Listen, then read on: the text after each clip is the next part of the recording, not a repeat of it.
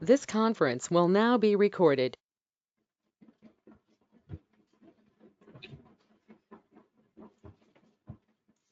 So in the last session,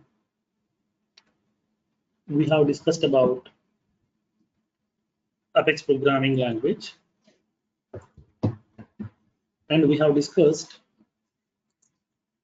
what exactly the Apex programming and what is the use, what we can do with the help of this Apex programming language, and yesterday we have discussed. Now, so today we'll see how an Apex program will get executes internally. We'll see that execution lifecycle today. So whenever I'm writing some Apex programming code, and upon executing the Apex programming code, how it will get executes internally, we'll see practically. But yesterday I told you, whenever I'm going to be executing this Apex programming, we are using two components. First one is an Apex compiler, which will be compiling your Apex programming code. Second one, an Apex runtime engine, which will be running your Apex programming code. These are the two components will be getting involved, okay, upon executing your Apex programming code. Then how it will get executes internally, what is the execution flow, we'll see practically now. Apex programming execution lifecycle.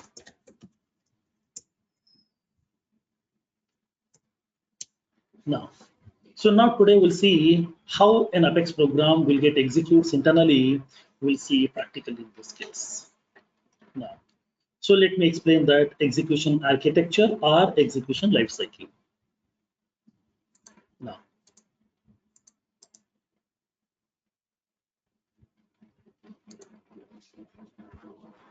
so whenever we are going to be executing your Apex programming code, it will follow a specific execution lifecycle or a flow or an architecture. This is that architecture. So now let me explain that architecture, how the flow will going on internally. We'll see that.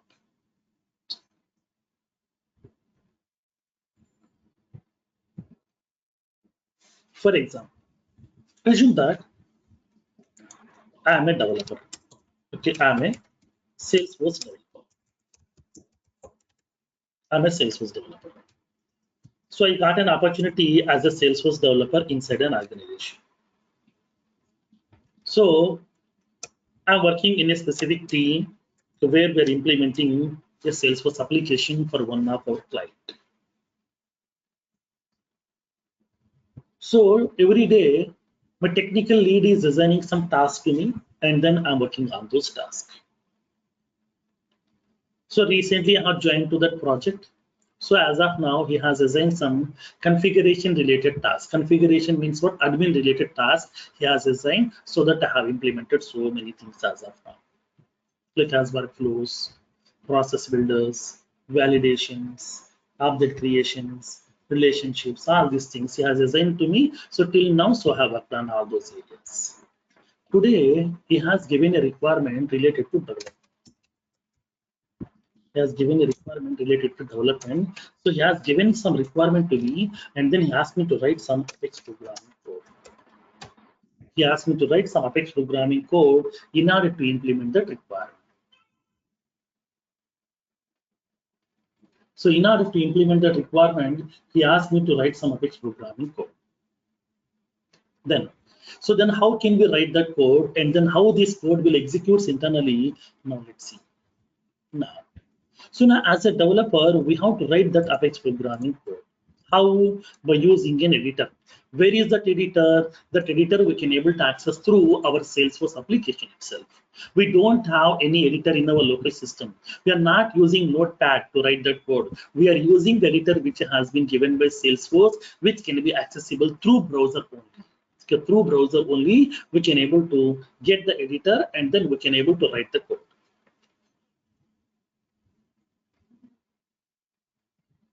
Then how can we write that code, and how that code will get saved? Now let me explain. So now, for example, so I'm a developer. So I'm a developer. So as a developer, it is my responsibility that I need to implement some application requirements based on the client requirement. We need to take up some task and then we need to work on those requirements.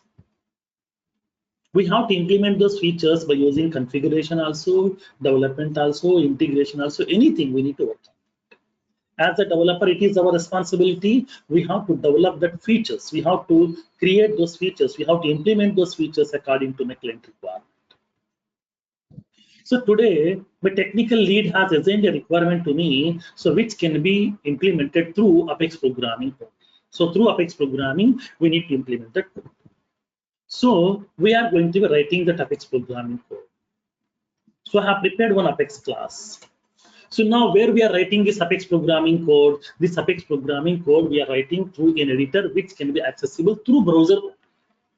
By using the browser only, we can access an editor. I will show you when moving forward. I will show you how can we get those editors, how to write the code, everything I will show you. Now, so now I would like to get the editor, okay, through the browser itself. Okay, inside the browser itself, you will be having an editor. In that editor, we can able to write that Apex programming code. So by using this Apex programming language, I'm writing the code. Now, by using this Apex programming language, I'm writing some piece of code. That means I'm preparing an Apex class. So whenever I'm preparing an Apex class, then this Apex class will be storing inside a file. Because whatever the code I'm writing, that code should be stored inside a file, right? Yes. What is the extension of that file? That already told you in the previous session. Each and every Apex class will be storing inside a file with the extension .apexc. APX means Apex, C means class. Okay, Apex class. So each Apex class code will be getting saving inside a file with the extension .apexc. So now today, as part of my requirement, I have prepared one Apex class. So that Apex class will be storing inside a file with the extension .apexc. Now, so now where this code will be getting saved in my local system? No. This code will not be storing in my local system. That means nothing will be there in our local system. Everything will be there inside the force.com platform. So whatever the code you are going to write, and then whatever the code you are going to execute, whatever the result you are going to see, everything we can accessible through the browser only. Everything will be done inside that force.com platform. Nothing will be there in our local system. Our local system is just a dummy system in order to connect to that internet. That's it. Just to connect to the internet only, we are using that system. We are not installing anything. We are not saving anything in our local system. Now, so in this case, once the code has been getting written, so now that code will be placing inside a file which is having the extension .apexc. Apexc means Apex class. Now, once the whole code has been getting prepared, as soon as once you click on that save button, where this code will be getting saved? In my local system, in my C drive, D drive, E drive, in my local system? No. It is not saving inside my local system. Whatever the code that we're preparing, this entire code will be storing inside that force.com platform. This code will be storing inside the force.com platform. So now here in this case, whenever I'm going to be saving this code, once the code has been getting written by the developer, upon click on that save button, this code will be sending to the force.com platform as a request, because this code is not compiled. That means compiling means what? Whatever the code that I have written, that code may be having many syntactical mistakes. The code may be having any syntactical mistakes. So we need to verify that. Who will verify that? For that one, okay, we are having a specific component is there that will take care of that. Like for example, assume that. Today I'm facing some problem with my mobile. I have given it to the service, okay, to a service center. I have given my mobile to that service people. Okay, that means inside a service center, I have given my mobile for the service because there is a problem in that mobile. So once they're done with that service, and then they will return back that mobile to you. So now I went to that service center to collect my mobile. I have paid that amount for the service charge, and then I have collected that mobile. Now tell me, so now whenever you are collecting that mobile, first of all, will it test that mobile, right? Yes.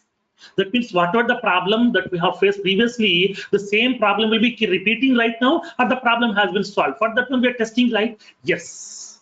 So here also, so now this is not a compiled code. That means whatever the code that have written, whatever the statements that have written, whatever the business logic that have written, this is not yet verified. It is not yet compiled. Compiling means verifying the syntactical mistakes.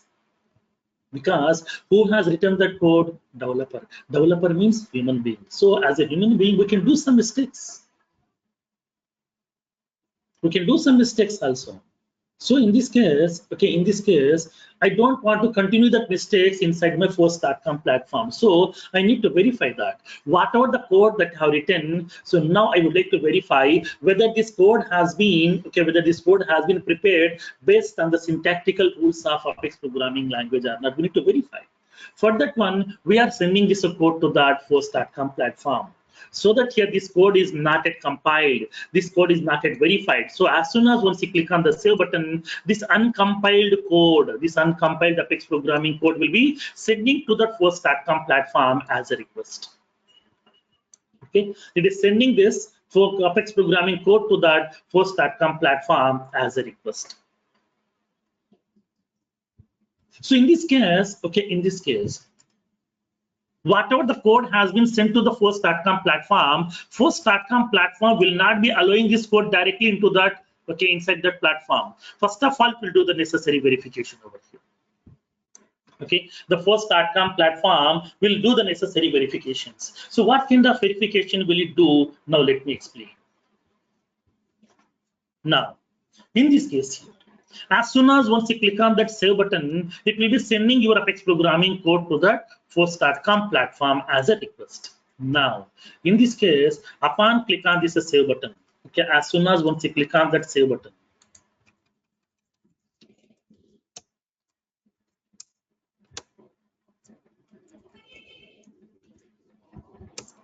as soon as once you click on that save button, then it will be sending the whole code to that force.com platform. So what kind of details it will send? It will be sending that Apex code. This is also called as farm data. This is also called as farm data. It will send your Apex programming code. Whatever the Apex programming code that you have written, that code will be sending to that force.com platform that is called as farm data. And along with that, it will be sending that header information. It will send your header information. And then, along with that, it will be sending your system's IP address. Your system IP address. It will send your browser information. Which browser you are using, it will send that browser information also. And it will send your operating system information. Operating system information. It will send the user ID. Nothing but who has written that code? Developer. Developer means a user, right? That user will be having some user ID, right? Yes, that user ID also it will send. And along with that, it will verify, it will send the organization ID. Organization ID. Okay, organization ID. It will send all this information over here. It will send all this information. So now here, as soon as once you click on this save button, simply generally the people will thought of my code is sending to the force.com platform. Not only your code, okay, not only your code, it will send that header information also, your system's IP address also, your browser information also, your operating system information also, your user ID also, your organization ID also, and along with that session ID as well. All this information will be sending from your local system to that force.com platform. Upon click on that save button, okay, to send this code to that force.com platform, it will send this whole information to that force.com platform. So what it will send? Your Apex programming code. Header information, nothing but data packets information. Your system IP address, why once the request has been sent to the first.com platform will process that request. It will send the response back. To whom I need to send the response? To you only, right? Because here, how can we identify you in the entire world? How that first.com platform will identify you in the entire world? For that, it will be collecting your system's IP address. Then upon sending that information, it will be collecting your browser information also. Why it is collecting the browser information? Like for example, assume that I'm accessing Amazon website inside the Chrome browser. Okay, inside the Chrome browser, I'm accessing Amazon website. It will be looking like it's perfect. It will be looking like exactly okay as they have designed. Look and feel will be looking like very exactly perfect. All the elements, colors, everything will be looking like perfect. Suppose if you are accessing the same Amazon website by using Internet Explorer, then the colors will be getting changed. Some elements will not be available properly. Look and feel will not be visible exactly. Because here there are some browser compatibilities are there. Whenever I'm accessing one website in a browser, in Chrome it will be displayed very perfectly. But if I'm accessing the same inside that Internet Explorer, it may not display exactly. There are some issues will be there browser to browser, so that here it will be collecting your browser information based on the browser which you are using to access this application. In that browser compatible code only will be sending the response to you. So that here it is sending the response okay with your browser compatible code. For that one, it is collecting your browser information also. Along with that, it is collecting your operating system information also.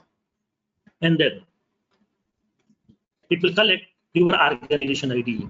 It will verify whether this organization ID is correct or not. That means, do we have any organization with this particular ID or not? It will verify.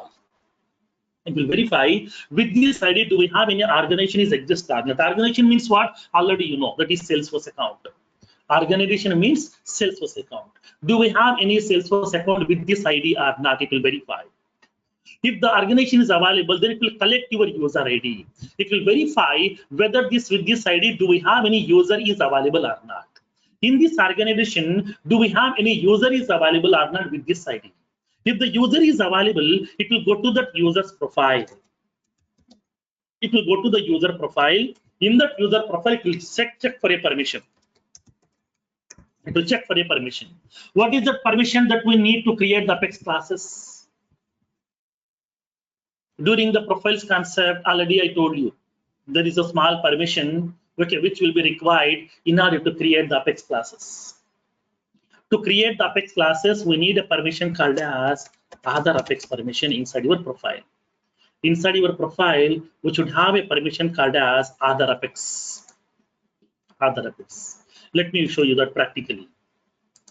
Let me log in into my Salesforce instance.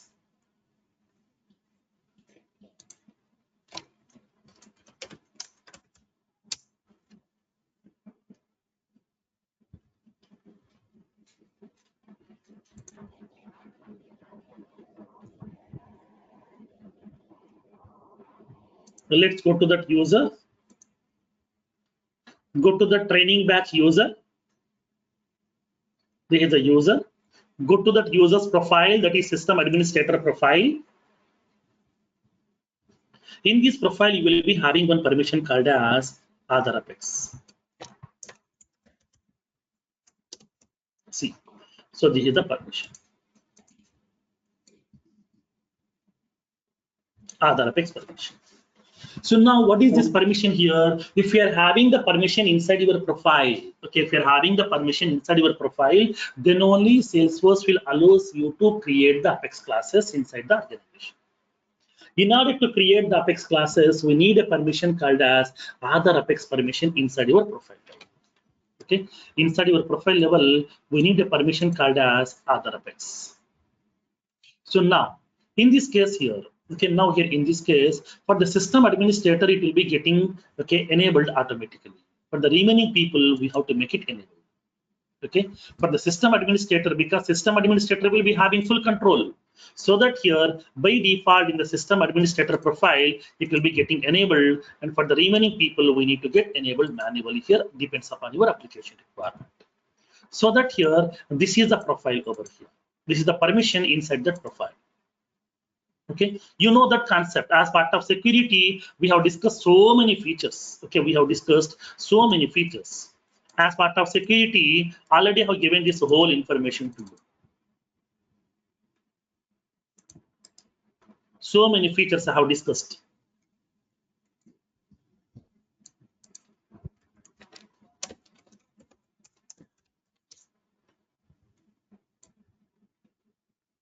See, in order to create the Apex classes, okay, we should request a permission called as other Apex permission is required to create the Apex classes.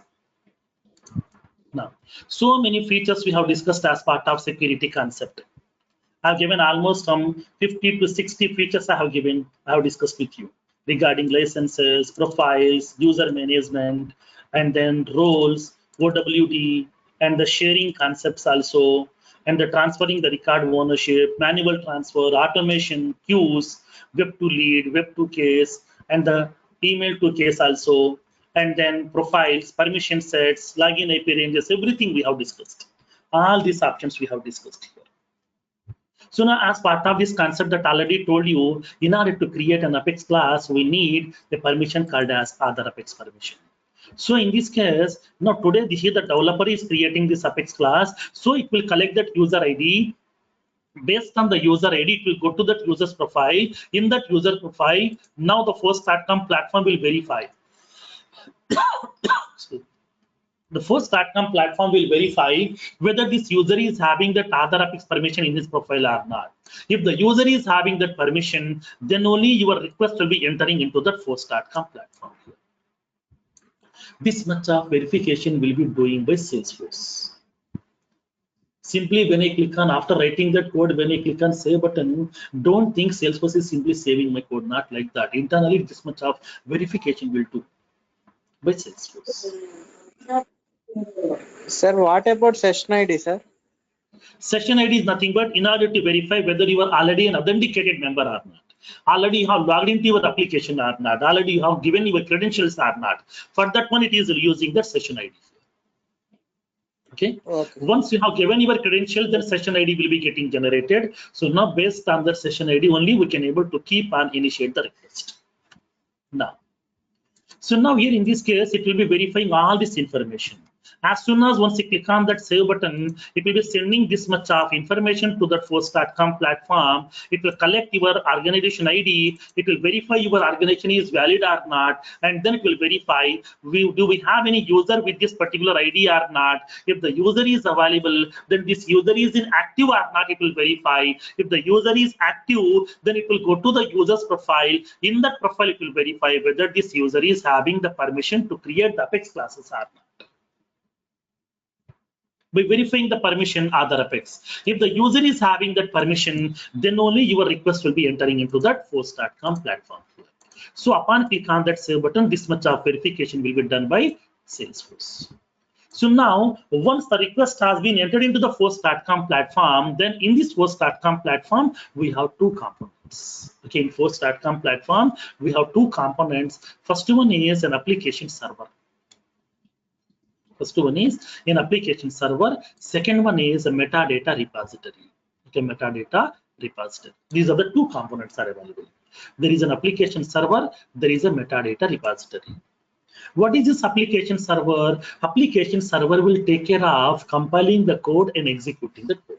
In order to compile your Apex programming code, in order to execute your Apex programming code, whatever the functionalities are required, all the functionalities will be available inside this application server. And then once the code has been getting compiled, to save that code, because the code is not saving in my local system, then where it will save? To save this code, it is using metadata repository. Metadata repository is nothing but a location. Repository means location, a place, okay, a place where it will be storing all your Apex classes, Visual Force pages, Apex triggers, batch classes, schedule classes, web services, APIs, whatever we have implemented, everything will be storing inside this metadata repository. Generally, when you go to Java or .NET, after writing the code, we have to save into a local system. Suppose in my local system, today I have written so many programs. Today night my system has been crashed because of some virus. Then my whole data will lost, right? Yes. But in this case, there is no chance of loss because nothing is there in the local system. Everything has been stored inside that force.com platform. Force.com platform is a secured place. If something went wrong, then Salesforce is having the backup and restoring mechanism. It will collect that information back to me. There's a disaster recovery mechanism is also there. We can get back each and every bit of data back. So that here, as part of my force.com platform, we have two components are there, application server and then metadata repository. Application server will take care of compiling your Apex programming code, executing your Apex programming code. So in order to run your Apex programming code, to compile that code, whatever the features are required, all the features are available inside this application server. And then to save that code, it is using a location that is called as metadata repository. Metadata repository is a location or a place where exactly your Apex programming code and your Visual Force Pages code and your controller classes, your triggers, your batch classes, schedule classes, web services, APIs, all this information will be getting resides inside this metadata repository. Now, these are the two components are there. So let me explain each and every component in detail now. So now, as soon as whenever your code has been entering into the force.com platform, immediately force.com platform will be sending that code to that application server. It will send that code to that application server. Blindly, it will not be storing inside the metadata repository. Only the error-free code, only that without any errors, whatever the code is there, that code will be storing inside that Salesforce. The error code will not be storing over here because if the code is having some errors, when you try to execute that, it will be causing some issues. It will be impacting on the cloud. So that's what here Salesforce won't allow you to save that. Okay, the error code. Only the error-free code will be saving inside this. Now, so in this case here, initially it will be sending that code to that application server. So now in this application server, we have two components are available, Apex compiler and the Apex runtime engine. Two components are available. As part of this application server, we have two components are available, Apex compiler and the Apex runtime engine. So what is this Apex compiler will do? Apex compiler's main responsibility is it is going to be compiling the code. Compiling means what? Whatever the Apex programming code that have written, it will verify whether the correct this code has been written with correct syntax or not. Whatever the code that you have written, that correct code syntax will be correct or not. If there is any syntactical mistakes available inside that code or not, it will verify whether that code has been prepared based on the rules, based on the principles, based on the guidelines of Apex programming language or not. It will verify that. Now, so mainly it will be verifying that syntactical mistakes of your Apex programming code. So Apex compiler is going to be receiving that Apex class first. Whatever the Apex class that I have written, so now that Apex class will be receiving by, because that will be receiving by my Apex compiler first. It will verify do we have any syntactical mistakes available or not. So now here, if I'm having any syntactical mistakes, then what will happen? If there is any syntactical mistakes are available inside my code, Apex compiler will not allow you to save that code into the metadata repository. Immediately, it will be sending the response back to the developer. So boss, in your code, we have identified some mistakes. These are the various mistakes that you did upon writing the code. So please correct those mistakes. Please modify the code. Please rectify the code and resubmit the code again for the recompilation process. So this is a functionality of Apex compiler. Now, Apex compiler is going to be collecting your Apex programming code. It will compile that. It will be line by line to check the syntax, whether the syntax is correct or not.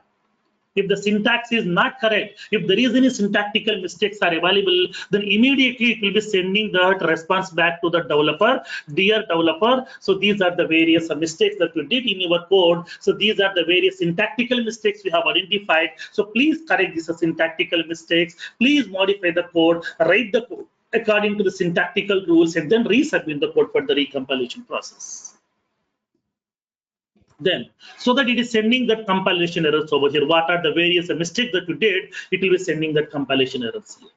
Now the developer has to receive that code, he has to modify the code, he has to correct that syntactical mistakes, and he has to resubmit the code for the recompilation process again. Then again it will be compiling the code here.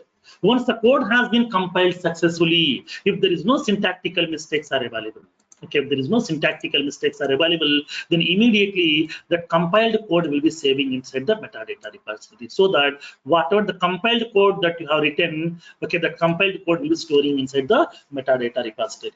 So metadata repository is the location where exactly, okay, where exactly your compiled code will be getting resides, error-free code without any errors, okay. There is no syntactical mistakes, everything. The complete code will be available inside this metadata repository. So in this case, as soon as your code has been compiled successfully, that compiled code will be storing inside that metadata repository. Once the code has been getting stored inside the metadata repository, and one copy of that code, okay, one copy of that code will be storing inside your an object called as Apex class object. It is using an object over here. It is using one object called as Apex class object. Yesterday I told you, okay, yesterday I told you all the Apex classes information will be storing inside an object called as Apex class object. Okay, Apex class object. So now we are having this Apex class object is available. In this Apex class object, one copy of your code will be getting resides. So that here, okay, so that here. Now, in this case, once the code has been getting compiled successfully, it will be sending this code to the metadata repository. Metadata repository is going to be, okay, saving this code inside that Apex class object. It will save one copy of your code into that Apex class object.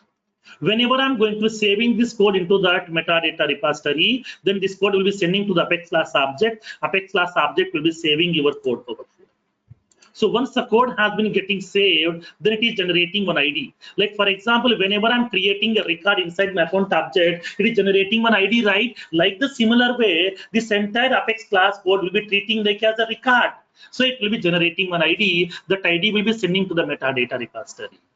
Now, metadata repository will be sending that ID back to the Apex compiler. Once your code has been compiled successfully, your code has been saved inside the metadata repository successfully here.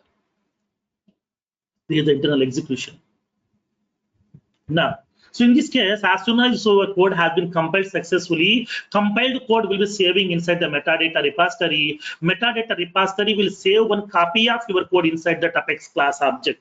Apex class is a standard object in Salesforce which contains all your Apex classes. Whatever the Apex classes that you have prepared, all the Apex classes code will be storing inside this Apex class object, and then it will be generating an ID, and then that ID will be sending back to that Apex compiler. Apex compiler will be receiving that ID of that particular Apex class, and immediately it will be sending a indication to the Apex runtime engine. So now, dear runtime engine, just now I have compiled one Apex programming code. I have saved that class code inside the metadata repository. This is the ID of that Apex class code. So the code is available in the metadata repository. Please collect that code from the metadata repository and execute it, and then send the response back to the developer.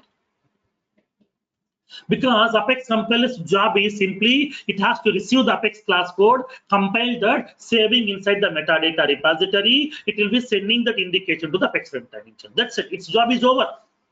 Then from there, Apex runtime engine will take care of that further process here. Execution will be taken care by Apex runtime engine. So now here in this case, as soon as whenever the Apex compiler is going to be sending one indication, boss, dear runtime engine, just now I have compiled one Apex programming class code. That class code is already there inside the metadata repository. So this is the idea of that Apex class code. Please collect that code and execute it, and then send the response back to the developer. So as soon as Apex runtime engine is receiving the ID, based on that ID, it will make a request to that, okay, metadata repository. Boss, this is the ID. Please give me that record information. Please give me that Apex class code. So it is making a request to that Apex compiler metadata repository to get that compiled code. Whatever the compiled code is available, without any syntax, error-free code is available in the metadata repository. It is making a request to the metadata repository to get that compiled code. So now the metadata repository will receive the request. It will be sending that requested code. Whatever the code it has requested, that code will be sending by that metadata repository to the Apex runtime engine. Now, Apex runtime engine will be receiving that code. It will place that code inside a temporary memory. From there, it will start executing this Apex programming code. Once the code has been collected from the metadata repository, it will place that code inside the temporary memory, and from there, it will start executing that code. Upon executing that code, sometimes it has to interact with the database also. Why? Because inside that code, I have written some code, I have written some statements to connect to the database also, to perform some DML operations, to perform some SOQL queries, to perform some SOSL queries also. So that I might have written some code in order to perform some operations on the database by connecting to the database objects. So that here it is going to be interacting with the database objects also. So that upon executing the code, it might be interacting with the database also, that is called as the database.com, that you know that.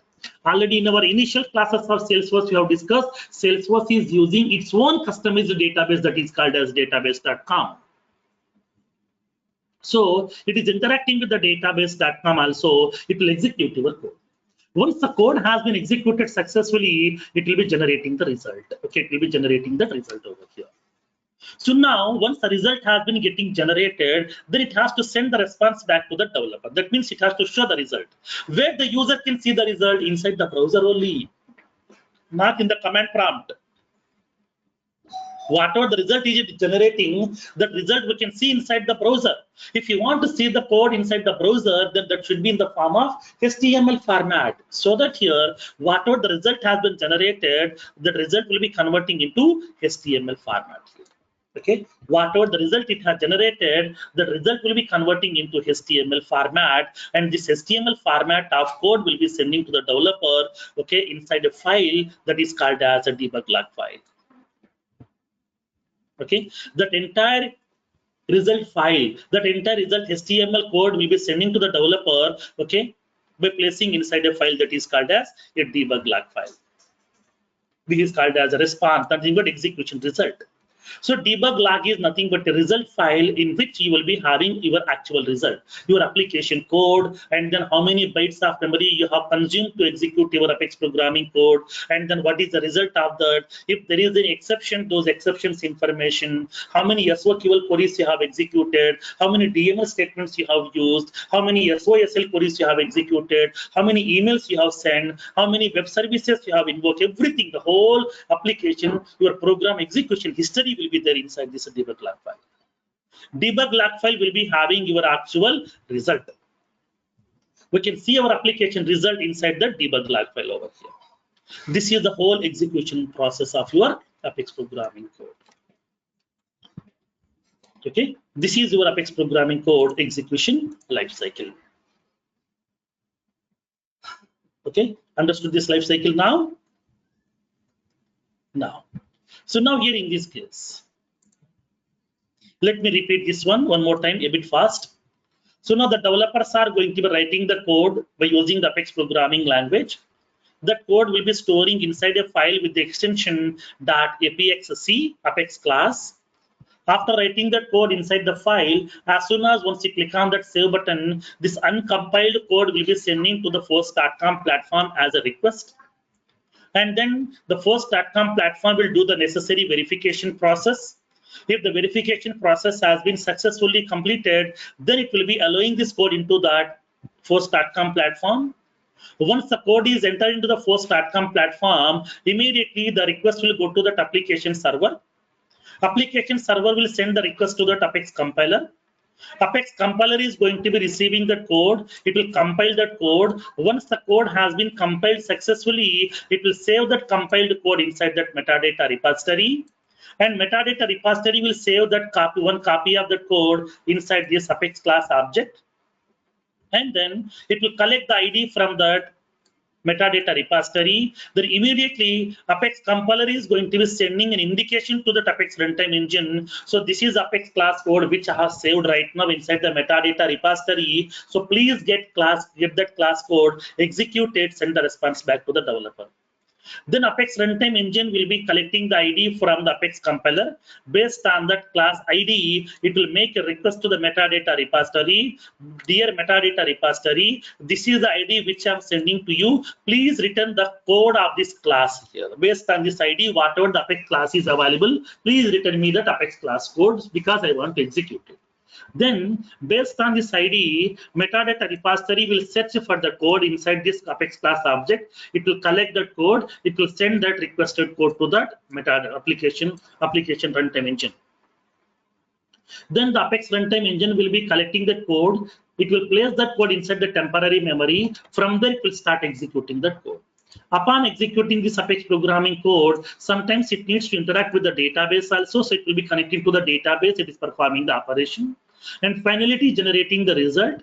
Once the result has been getting generated, then it will convert that result into the HTML format because the user can see the result in the browser itself, not in the command prompt. So if you want to see some code inside the browser, then that should be in the form of HTML format. So it will be converting that result into the HTML format. That HTML format of response will be sending to the developer, okay, in the form of a debug log file as a response. So now in this debug log file, you will be having the whole application execution history, your application code also, how many bytes of code you have executed and how many bytes you have consumed to execute this application, and then what is the error messages has been occurred, what is the result of your application, how many SOQL queries you have used in the application, how many SOSL queries you have used, how many web services you have invoked, how many DML statements you have performed, everything, the whole execution history will be available inside this debug log file. So we can go to the debug log file. In this debug log file, we can see the result. Your program execution result we can see inside this debug log file. So debug log file is a place where exactly we can see that application result. Okay, so now here this is the actual execution life cycle of your Apex programming language code. Sir, in data, why sometimes only save in database, sir? Sorry? The code, why sometimes only save in database? Why? Because it's here. So now in every code, I'm not writing the code to interact with the database. Sometimes I'm writing some small programs which doesn't request any database. Directly, I want to execute that code. I want to see the result. That's it. Like as a mathematical calculations. I don't want to connect to the database. Directly, we can do some mathematical calculations. We can show the result here. Suppose if you want to get some data from the table, then we can interact with the database. So at that time, depends upon the code which you have written, it will connect to the database. If it requires, then it will be getting the response back over here. Then we take time, sir, to get output. No. Because even though if it is connecting to the database also, it will be taking the time in terms of milliseconds. Okay, milliseconds. Maximum 200 milliseconds, not more than that. Because 1 second will be having 1000 milliseconds. That means it will be taking almost 20% of your second. 20% of your second. Not more than that. That means 200 milliseconds maximum transaction execution time. Okay, sir. Okay. Now, So so this is the whole execution flow of your Apex programming lifecycle. Yeah, Firoz, one question here. So you told Yes. metadata repository. So one copy of file will be placed in Apex class object. So it will be referred with one ID. Okay. So what about Yes. the code which is stored in the metadata repository? Does it have any ID? Now, Or how it is useful? no, it doesn't have any ID over here. It will be having the link. Whatever the ID generated by the Apex class object, that ID will be placing inside that metadata repository. In this metadata repository, it will be having the class active status. Nothing but status information will be available in the form of XML. Okay.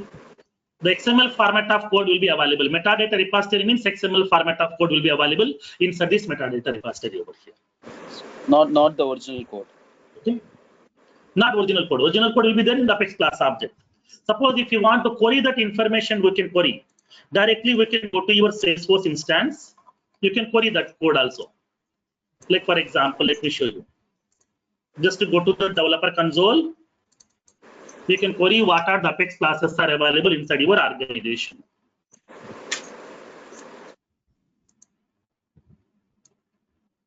So what are the various Apex classes are available? We can query over here. Now, I'm using the query editor. We can query that. Select ID, comma, ID of the Apex class, name of the Apex class, and then body, nothing but actual Apex class code from Apex class object. Apex class is a standard object over here. Click on execute. We can collect the Apex classes. So it is indicating total number of rows are 0. Nothing but there is no classes are available inside my Apex code. Suppose if you want to know, okay, sir, whether really it is storing the Apex classes or not, then let me show you by logging into some different account. Let me log into a different Salesforce account. Let me show you that.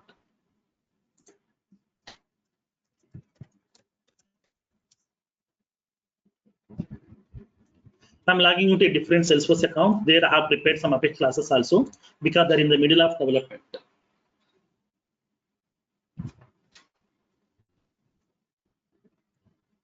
Now, so let me go to the developer console.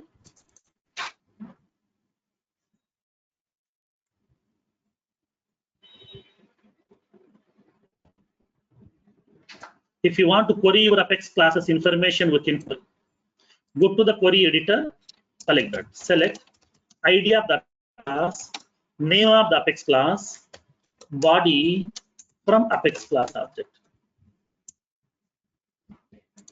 Click on execute. We can see all the Apex classes. Totally 14 Apex classes are available. These are the Apex classes are available inside my organization. Suppose if you want to collect that Apex class code, just to go to that body column here. These are the IDs have been generated by Salesforce. This is the name of that Apex class over here. We'll see how to create the Apex classes, everything.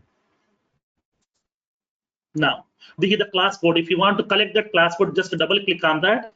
Use the Control A to copy that whole code. And then we can able to paste inside this. I'm pasting over here. I'm pasting inside this. So this is the entire Apex class code which I have prepared here. Okay, I have prepared so many lines of code as part of this class. I have prepared so many lines as part of this class code. So many methods are also available inside this.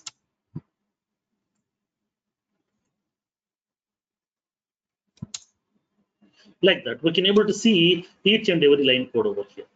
So in this case, instead of splitting this each and every line code manually, so we can able to go with some other tools also. In the internet, you will be having so many tools are available. Let me explain. There are some tools are available because here, for example, whenever if you want to go outside, okay, to a function or to a marriage occasion, then the people are going to be spending some time to make their face look like as beauty. So that here they're using some cosmetics, powders, and all these things. So like the similar way, whatever the code that I have written, I would like to do some makeup for my code also. For that one, we have some beauty tools are available in Salesforce. So now here you will be having a tool called as Code Beautify. The Code Beautify. Code Beautify is a tool which is available in the internet on free of cost. Whatever the code that I have written, we can able to convert that code into a specific format over here. Based on some programming language, we can able to convert that code also. Like because here the code is looking like as, okay, here the code is looking like as a single line. This is not able to understandable format here. If you want to make this code to be look like as in a specific format, okay, for that one we can able to use this Code Beautify tools also. By using these tools, we can able to convert that code into a specific format which will be very easy to understand. The possibilities are available. Various features are available as part of this Code Beautify. So we can able to use this kind of tools also. Okay. Now, so now here in this case, whatever the classes we have prepared, all the classes information will be storing inside your Apex class object. It will collect your organization ID also. Where is that organization ID will store generally? Organization ID will be storing inside your organization object. You know that here. So now if you want to collect your organization name, we can able to collect ID, name from organization. Organization is a standard object in Salesforce which will be giving your organization details. So this is the ID of my organization. This is the name of my organization, like as ICICI Bank. I have given that company name. I have given like as ICICI Bank upon creating the Salesforce account. Okay, we can collect all these details also. Every information is there inside those objects itself. That possibility is available. Okay. So this is how it will be executing that code internally. Now, this is the way your Apex programming code will get executes internally. Generally, nobody will discuss all these things, but whenever you are going into the real time, you should be able to understand how the flow will going on internally. Okay, it's the most important question in the interview point of view. Now, the next one. So now whenever I'm writing this Apex programming code, as of now we have discussed how my Apex programming code will get executes internally, we have discussed. Now, so whenever I'm going to be writing this Apex programming code, then we are using the various fundamental building blocks. We are using the various fundamental building blocks because every programming language will provide a set of fundamental building blocks to you. So fundamental building blocks means what here? The basic functionalities which we can use upon writing the code.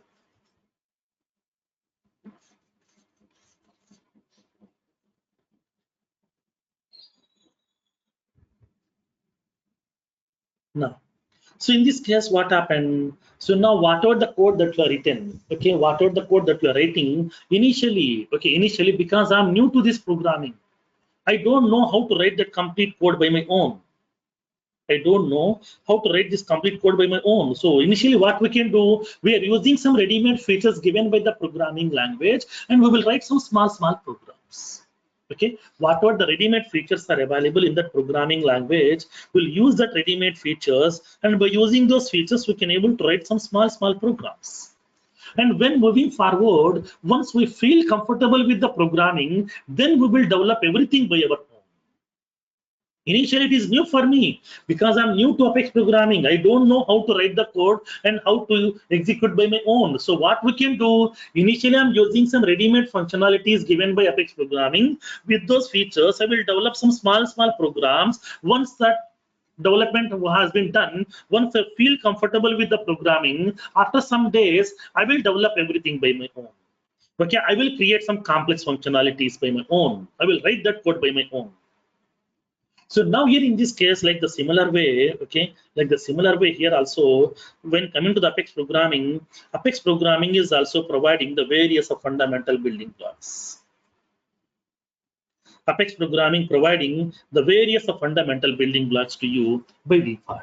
As part of these fundamental building blocks, Apex programming is providing one of the fundamental building block called as data types.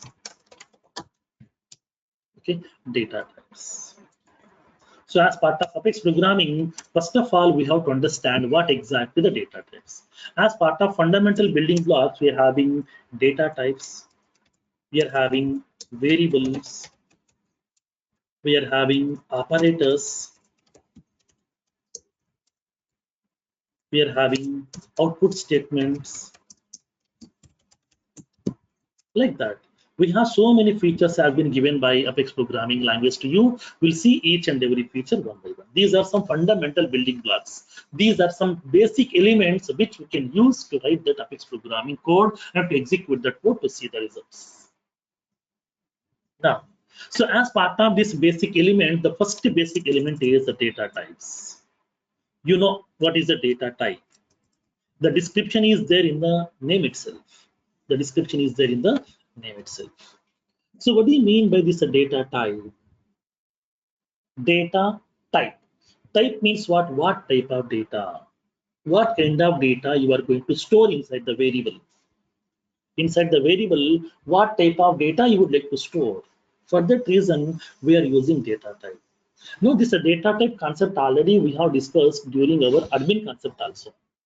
During our admin concept, okay, before creating the fields, I have given some almost 19 data types to you, like as email type, phone type, URL type, number type, currency type, text type, pick list type, like that 19 data types I have given to you. Along with that, I have given some more additional data types like as formula, and then I have given like as lookup relationship, master detail, hierarchical, all this information I have given to you.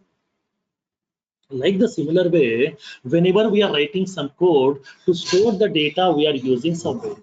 So that variable will be of type what? What type of data that variable can store? So what type of data you want to store inside the variable, we can indicate with the help of this data type. So basically, data type describes two things. Okay, basically, data type describes two things. First one, what type of data the variable can hold. Second one, how much memory needs to be get allocated for that variable. So in order to store the data, how much memory needs to be get allocated, that we can indicate with the help of this data type. Okay, now, so now here, data type describes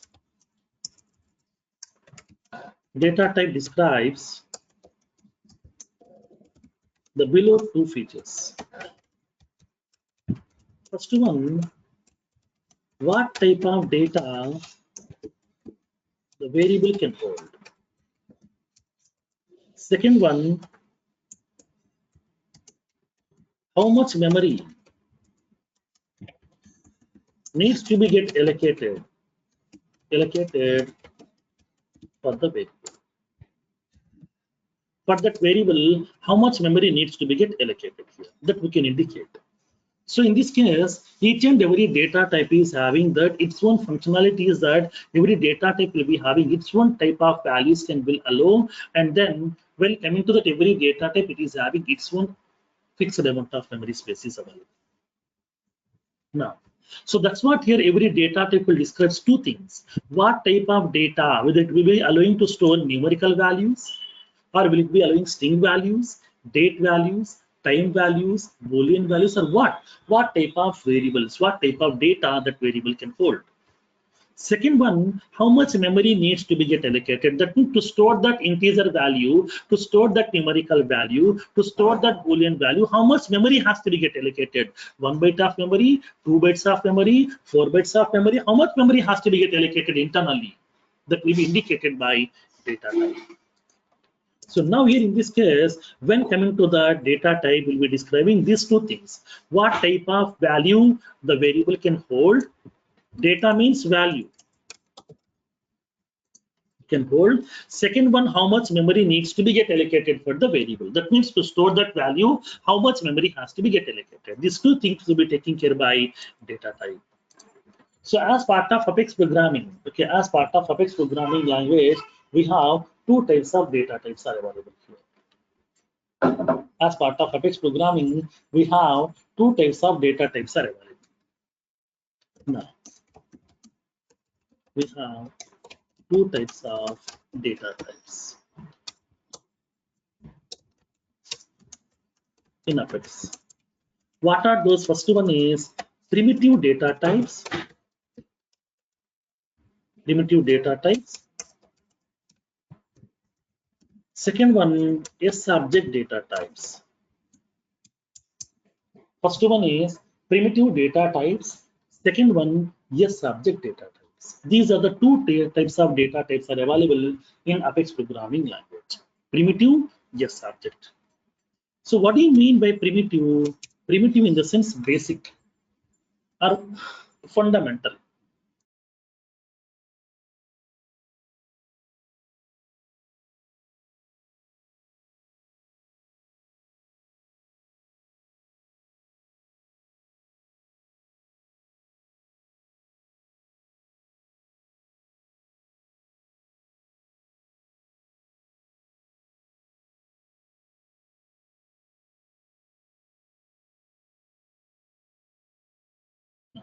So primitive in the sense what? These are the fundamental or basic data types. So now basic in the sense what? Every programming language will be providing some common data types. Okay, some common data types. Every programming language like a C, C++, Java, .NET, every programming language provides some common data types. Those are comes under primitive. So primitive data types are nothing but these are the various basic or fundamental data types which has been given by Apex programming language. Okay, now these are the basic or fundamental fundamental data types provided by the Apex program.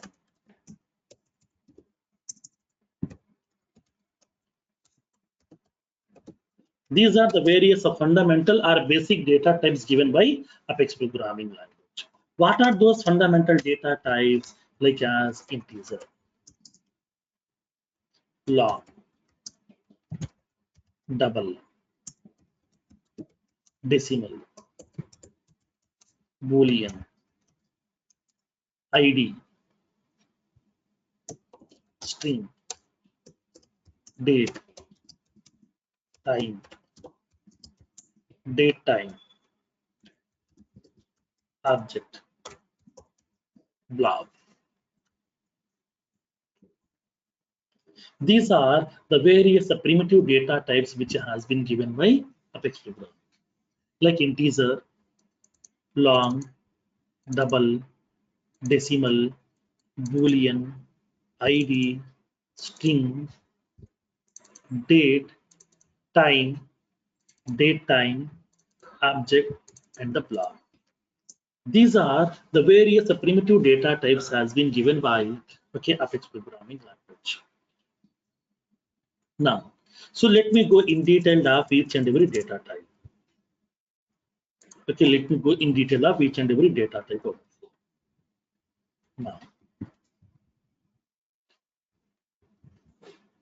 Now here in this case, let me explain each and every data type one by one.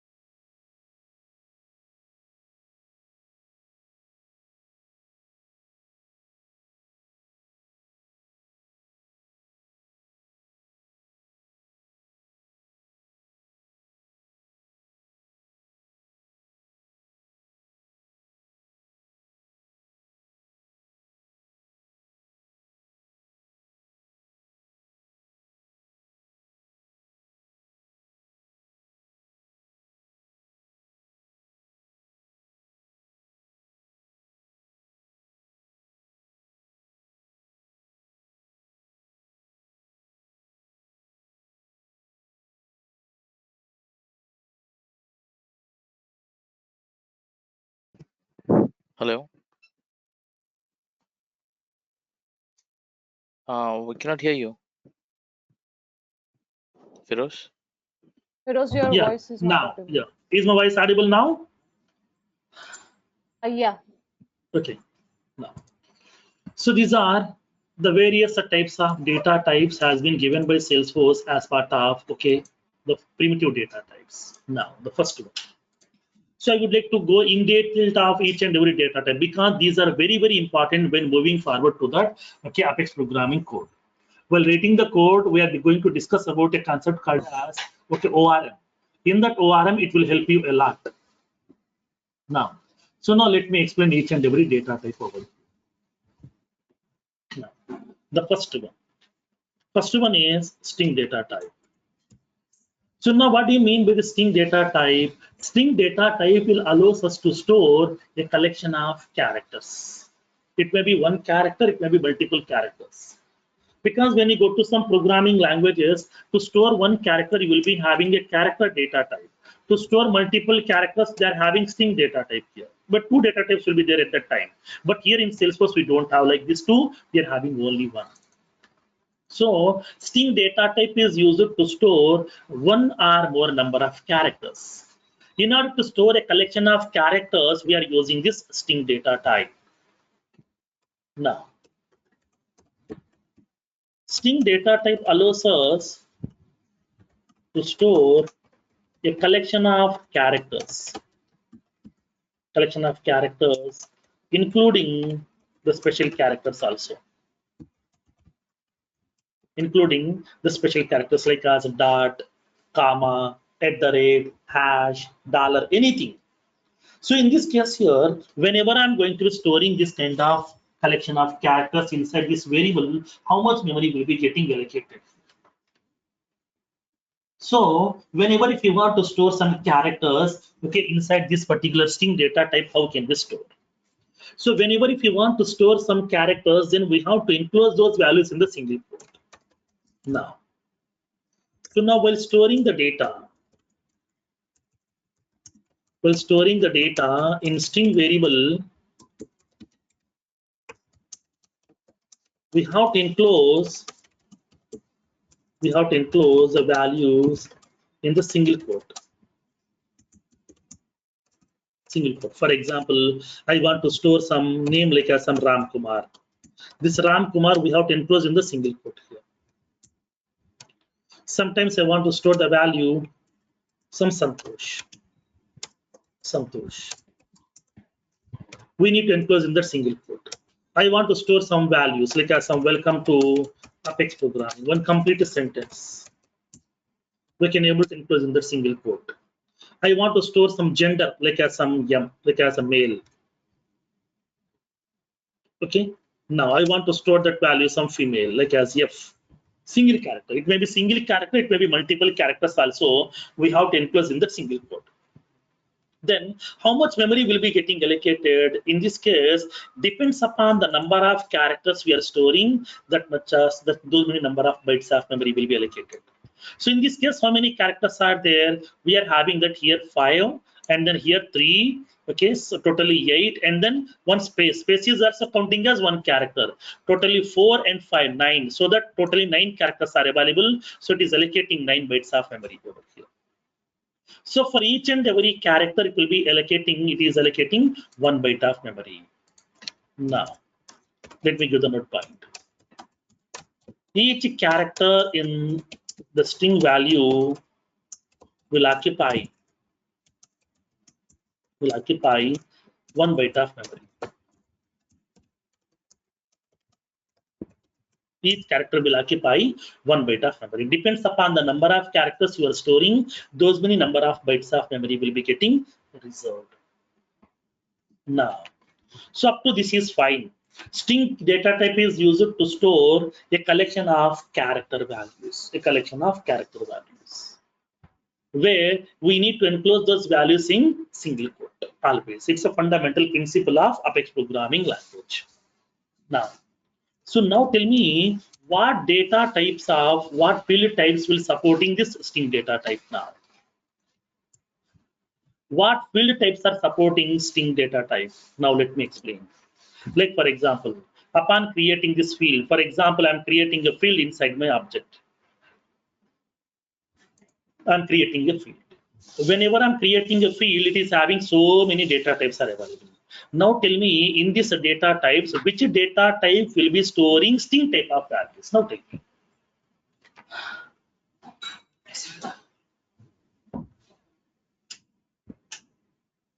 From these data types, which data types will store the string type of values? Text data type, one person has raised. Okay, correct. Next. Any more thing? Text long. Okay, text area. Text area long. Name. Text area rich. Okay. Text area rich control. Number. Email. Email Okay, also. email. Okay, email. URL. Right. Pick list multi-select, phone, and then geolocation, and then we are having the data types, and then we have auto number. Auto number is also having some collection of characters inside this. So, do you also? I have a question. Yes. Do you also consider pick list as a string? Yes, because here pick list also storing the string values, right? Because I'm storing the pick list value like as industry. In that industry, I'm storing like as banking, finance, insurance, healthcare, all these things. These are nothing but string values, right? No. So like the similar way here also. Okay, like the similar way here also, whatever the field types are available, from these field types, few of the field types are referencing this string data type by default internally over here. This is the internal concept of ORM. Okay, this is the internal concept of ORM in Salesforce. So how come phone number will be a string? Because phone number is going to be having that values. Like whenever I'm going to be entering the phone number, it is indicating +91 and that is including that values.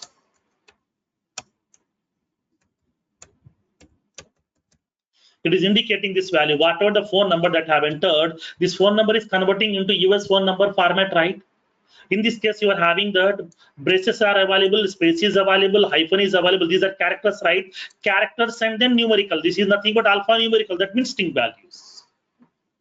Okay. Now, so it should not accept What is not the considered? alphabet. What is not considered under string? now I will tell you that remaining data types are there. We'll see. Some data types are having some different. The field types are available. I will show you one by one. Okay. Now, so now here in this case here. Now, each text field, comma text area long, text area rich, email, phone, URL, pick list multi-select, and then geolocation, auto number. Fields are referencing the string data type by default. Okay, each text field, text area long, text area rich, and then we are having that email along with that phone, URL, and then pick list multi-select, geolocation, auto number, and then we have the field like as text encrypted, text encrypted. All these fields are referencing string data type by default. This is the internal functionality of the string data type of ORM. Next, the second one is Boolean data type. What do you mean by Boolean data type? What type of values it will store? Boolean in the sense? True or false? True or false. Okay, true or false. So Boolean data type will allow us to store the values of either true or false. Now, it allows us to store the true or false values inside the variable. Now tell me which field types are referencing this Boolean data type. Now tell me from this one. Which field type is referencing this Boolean data type? Checkbox. Checkbox. Right. Because here each and every checkbox is referencing Boolean data type by default. Because checkbox will be having two states basically, either checked state or unchecked state. It will be having checked state or unchecked state. Checked means what? Whenever the checkbox is selected, it will be returning the value true. If the checkbox is not selected, it is returning the value false. So that here every checkbox field is referencing Boolean data type. Each checkbox field will reference the Boolean data type by default.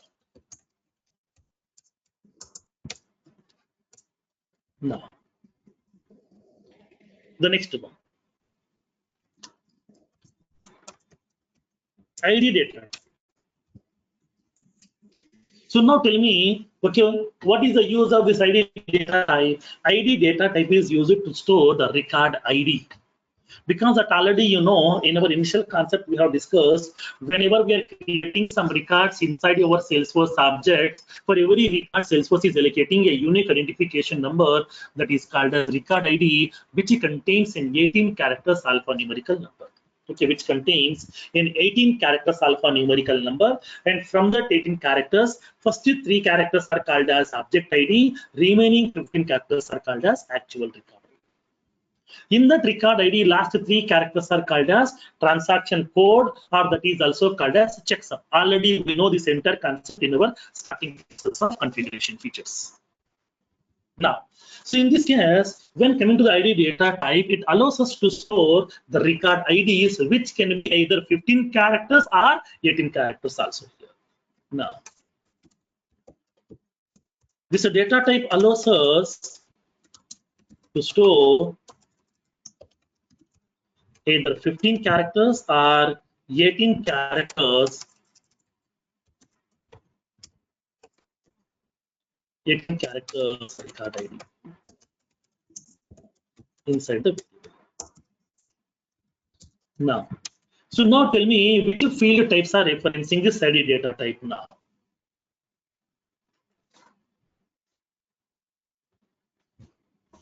Which field types are referencing this ID data type? So the number. No. ID. Lookup. ID, okay. Lookup relationship, right?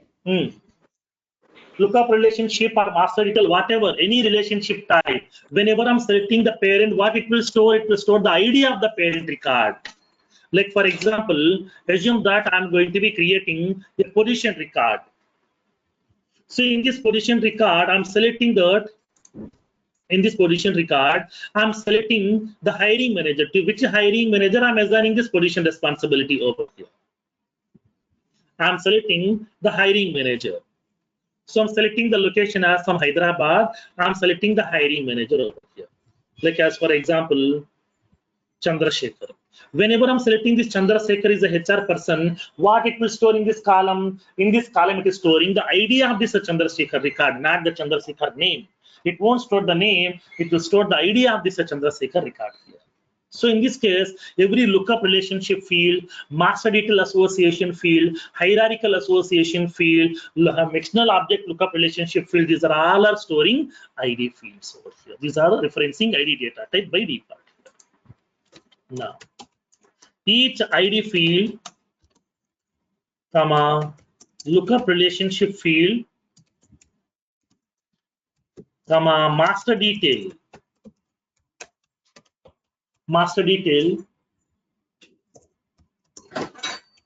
hierarchical and external lookup relationship field will reference the ID data type by default. These are the internal concepts of ORM, object relationship and the mapping.